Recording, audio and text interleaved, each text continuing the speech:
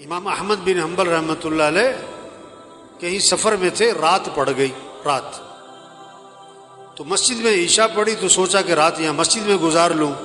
مسجد والوں نے کہا بھی ہم نے مسجد بند کرنی ہے، سب باہر نکل جائیں۔ انہوں نے کہا بھی میں مسافر آدمی ہوں، رات گزارنی ہے۔ اپنا تعارف نہیں کروایا میں کون ہوں۔ انہوں نے کہا نہیں جی یہاں اجازت نہیں ہے۔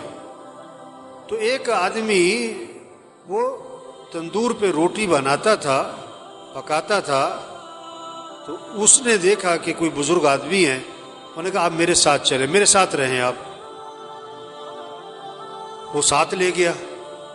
اب اس کا چونکہ تندور کا کام آٹا گوندھ رہا ہے، استغفر اللہ استغفر اللہ استغفر اللہ، روٹی پکا رہا ہے، استغفر اللہ استغفر اللہ، اٹھ رہا ہے، بیٹھ رہا ہے، استغفر اللہ استغفار کی کثرت کر رہا ہے۔ اب امام صاحب بڑے حیران ہوئے کہ یہ بڑا عجیب آدمی ہے، بہت استغفار کر رہا ہے، اس کی زبان پہ استغفار ہی استغفار۔ اس سے پوچھا بھائی یہ تم نے استغفار بہت کیا، کیا اس کے کیا فائدے دیکھے؟ انہوں نے کہا جی میرے بڑے مسائل تھے، جب سے میں نے استغفار کی کثرت شروع کی ہے اللہ نے میرے مسئلے حل کر دیے، اور میں جو مسئلہ آتا ہے اللہ سے مانگتا ہوں اللہ میرا مسئلہ حل کر دیتا ہے، میری دعائیں قبول ہوتی ہیں۔ استغفار کی میں نے یہ فائدہ دیکھا، میری دعائیں بڑی قبول ہوتی، میری ساری دعائیں قبول ہوئی، ایک دعا ابھی تک قبول نہیں ہوئی، باقی ساری قبول ہو گئی۔ وہ کون سی نہیں ہوئی بھائی؟ کہ میں نے نام سنا ہے کوئی امام احمد بن حنبل، بڑے اللہ والے، کوئی بزرگ آدمی ہے، میں نے اللہ سے دعا مانگی کہ اللہ میری کبھی ان سے زیارت ملاقات تو کروا دے، میں ان کی زیارت کرنا چاہتا ہوں، یہ میں نے دعا مانگی، یہ ابھی تک قبول نہیں ہوئی، باقی ساری قبول ہو گئی ہیں۔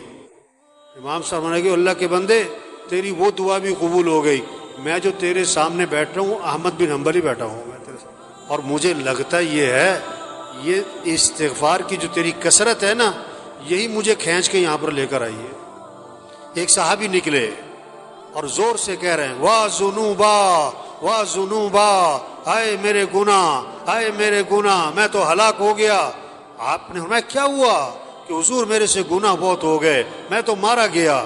آپ نے فرمایا کہو اللہم ان مغفرتک اوسع من ذنوبی ورحمتک ارجى عندی من عملی، اے اللہ بے شک میرے گناہ بہت زیادہ ہیں لیکن تیری جو مغفرت ہے نا وہ میرے گناہوں سے بھی زیادہ وسیع ہے، اور مجھے اپنے عمل کا کوئی آسرا نہیں، مجھے تو تیری رحمت ہی کا آسرا ہے۔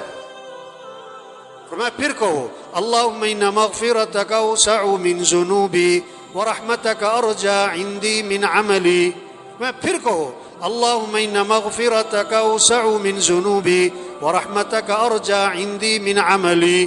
3 دفعہ ان سے یہ دعا پڑھوائی اور میں جاؤ اللہ نے تمہارے سارے گناہ معاف کر دی۔ کلکم خطاؤون وخیر الخطائین التوابون، حضور صلی اللہ علیہ وسلم نے فرمایا تم سب کے سب خطا کار ہو اور بہترین خطا کار وہ ہیں جو اللہ سے معافی مانگیں۔ فقلت استغفروا ربکم انہ کان غفارا یرسل السماء علیکم مدرارا ویمددکم باموال وبنین ویجعل لکم جنات ویجعل لکم انہارا۔ استغفار کرو تو کیا ہوگا؟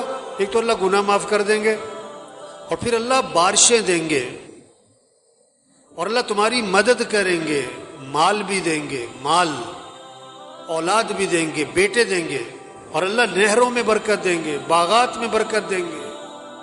یہ اللہ کے وعدے ہیں۔ ہمارے مسئلوں کا حل حکومتوں کا بدلنا نہیں ہے، ہمارے مسئلوں کا حل مال کی کثرت نہیں ہے، ہمارے مسئلوں کا حل اسباب کی کثرت نہیں ہے، ہمارے مسئلوں کا حل استغفار ہے، اللہ سے معافی مانگنا ہے، اللہ کے سامنے گڑ گڑانا ہے، اللہ کے سامنے رونا ہے، اللہ کے سامنے تضرع زاری کرنا ہے۔ یہ ہمارے مسئلوں کا حل ہے، چھوٹے بڑے مسئلوں کا حل، انفرادی اجتماعی مسئلوں کا حل، غریبوں کے مالداروں کے مسئلوں کا حل، عوام کے حکمرانوں کے مسئلوں کا حل، استغفار استغفار اللہ سے معافی مانگیں، توبہ کریں، اللہ کے سامنے روئیں، اللہ کے سامنے گڑ گڑائیں، اپنے گناہوں کو چھوڑیں، جو غلطی ہوئی اس پر ندامت ہو، آئندہ اس گناہ سے بچنے کا عزم ہو،